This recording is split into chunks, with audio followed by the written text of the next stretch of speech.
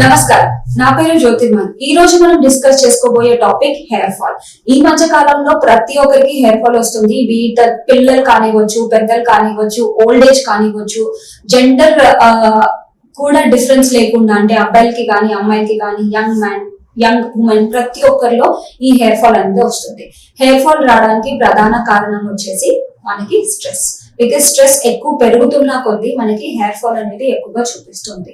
Because hair అనేది reflection అన్నమాట. Hair కానీ స్కిన్ కానీ మనకి బాడీ ఎంత హెల్దీగా ఉందనేది రిఫ్లెక్ట్ చేసేది హెయిర్ అండ్ స్కిన్ అనమాట. బికాస్ లోపల ఎంత హెల్దీగా ఉన్నాం అనేది బయట చూపిస్తుంది అనమాట. మీ గట్ హెల్త్ కరెక్ట్ గా లేకపోతే హెయిర్ ఫాల్ ఇంకా స్కిన్ రిలేటెడ్ ఇష్యూస్ వస్తాయి. గట్ లో మనకి గుడ్ బ్యాక్టీరియా, బ్యాడ్ బ్యాక్టీరియా అనేవి రెండు ఉంటాయి. గుడ్ బ్యాక్టీరియా కంటెంట్ అనేది తగ్గిపోయి బ్యాడ్ బ్యాక్టీరియా అనేది ఎక్కువగా పెరగడం వల్ల మనం గట్ రిలేటెడ్ ఇష్యూస్ వస్తాయి.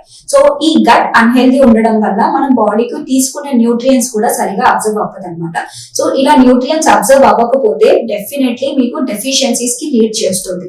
ఎప్పుడైతే డెఫిషియన్సీస్ కి లీడ్ చేస్తాయో ఇలా మనకి హెయిర్ ఫాల్ కానివ్వచ్చు, స్కిన్ రిలేటెడ్ ఇష్యూస్ కానివ్వచ్చు, ఇంకా వివిధ రకాల vitamin B12 deficiency and calcium deficiency, vitamin D deficiency ఇవన్నీ మనం చూస్తూ ఉంటాం.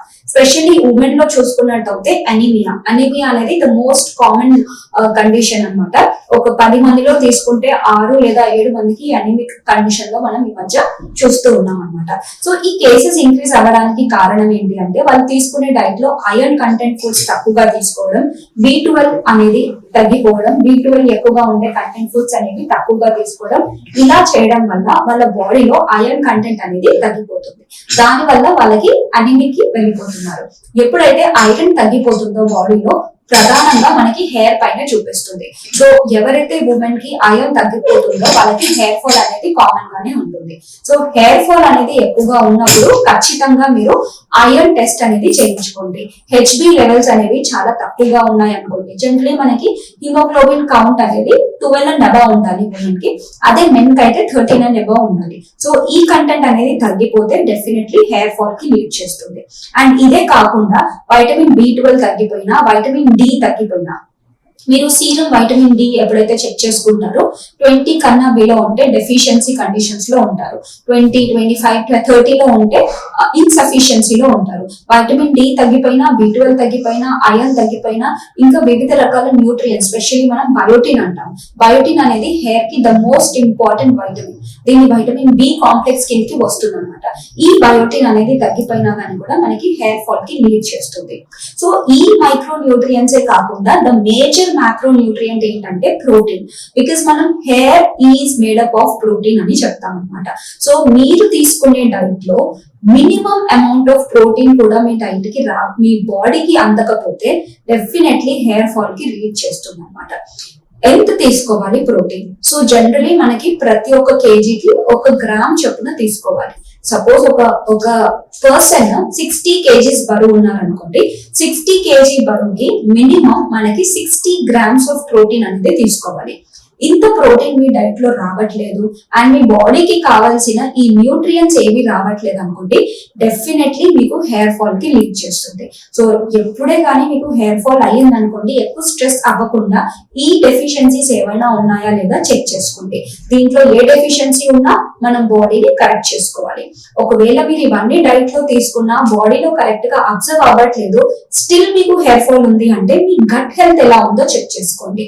సో ఇవన్నీ మనం ఒక్కొక్క చెక్ పాయింట్స్ అనేవి చెక్ చేసుకుంటూ వెళ్తే మనకి హెయిర్ ఫాల్ కి రీజన్ ఏంటి, దాన్ని ఎలా కంట్రోల్ చేసుకోవాలనేది మనకి తెలుస్తుంది.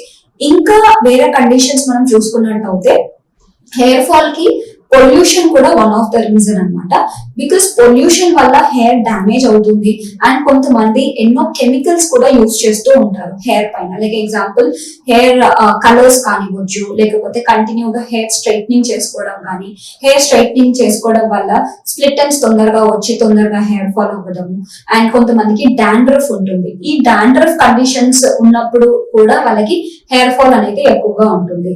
అండ్ ఎక్కువగా ఆయిల్ అప్లై చేసి బయటికి వెళ్ళిన డస్ట్ ని బాగా అట్రాక్ట్ చేస్తుంది. అలాంటి కండిషన్ లో స్కాల్ప్ రిలేటెడ్ ఏమైనా ఇష్యూస్ ఉంటే ఇంకా డ్యామేజ్ అవుతుంది అనమాట. అనమాట. సో ఆయిల్ అప్లై చేయడం అనేది మంచిదే, కాకపోతే మీరు ఆయిల్ అప్లై చేసినప్పుడు ఎక్కువ డస్ట్ కి ఎక్స్పోజ్ అవ్వకుండా మీరు చూసుకోవాలన్నమాట. అండ్ ఇదే కాకుండా కంటిన్యూగా హెల్మెట్స్ యూజ్ చేయడం వల్ల కూడా, అండ్ మీరు ఏది ప్రొటెక్షన్ లేకుండా అంటే ఒక వైట్ క్లాత్ కానీ లేకపోతే మీరు ఒక కాటన్ క్లాత్ కానీ యూజ్ చేసి దానిపైన హెల్మెట్ పెట్టుకోవడం వల్ల బెటర్ ఉంటుంది. డాండ్రఫ్ కండిషన్ వల్ల కూడా హెయిర్ ఫాల్ అవుతుంది కాబట్టి సో ఈ డాండ్రఫ్ ని కంట్రోల్ చేసుకోవాలి. డాండ్రఫ్ అంటే ఏంటి? ఇట్స్ జస్ట్ ఫంగల్ గ్రోత్ అనమాట. సో ఒక ఫ్లేక్ కనుక అలాగే ఉండిపోతే డెఫినెట్లీ మళ్ళీ అది లీడ్ చేస్తుంది. బికాస్ చాలా మంది చెప్పే కంప్లైంట్ ఏంటంటే హెయిర్ ఫాల్ ఉంది, డాండ్రఫ్ కూడా ఉంది, హెయిర్ ఫాల్ ఉంది అని చెప్తారు. దానికి యాంటీ డాండ్రఫ్ షాంపూస్ యూజ్ చేస్తున్నాం, అయినా కానీ నాకు డాండ్రఫ్ కంట్రోల్ అవ్వట్లేదు అని చెప్తూ ఉంటారు.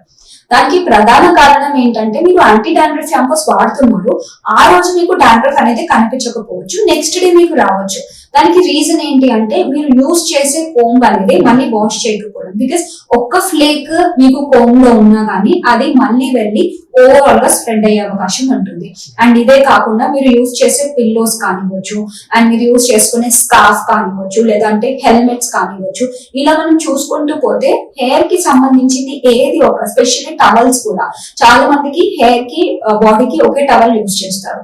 సో మనం ఆ డాండ్రఫ్ ఫ్లేక్ మళ్ళీ దాంట్లో ఉంటే మళ్ళీ నెక్స్ట్ డే మీరు అదే టవల్ ని యూజ్ చేశారు అనుకోండి, మళ్ళీ ఆ ఫంగల్ గ్రోత్ అనేది స్టార్ట్ అవుతుంది అనమాట.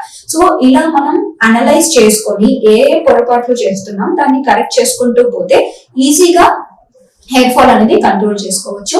ఇదే కాకుండా స్ట్రెస్ అని ఫస్ట్ ఫ్యాక్టర్ చెప్పాను కదా, స్ట్రెస్ అనేది కంట్రోల్ చేసుకోవాలి.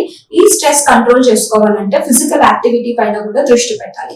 ఎప్పుడైతే మీకు ఎక్కువగా స్ట్రెస్ గా ఉంటుందో ఫిజికల్ యాక్టివిటీని ఇంక్రీజ్ చేసినట్టు అయితే బాడీకి కావాల్సిన ఎనఫ్ ఫిజికల్ యాక్టివిటీ అనేది అవుతుంది, ప్రతి ఒక్క మజిల్ మూవ్ అవుతాయి, మీకు స్ట్రెస్ అనేది కూడా ఈజీగా తగ్గుతుంది.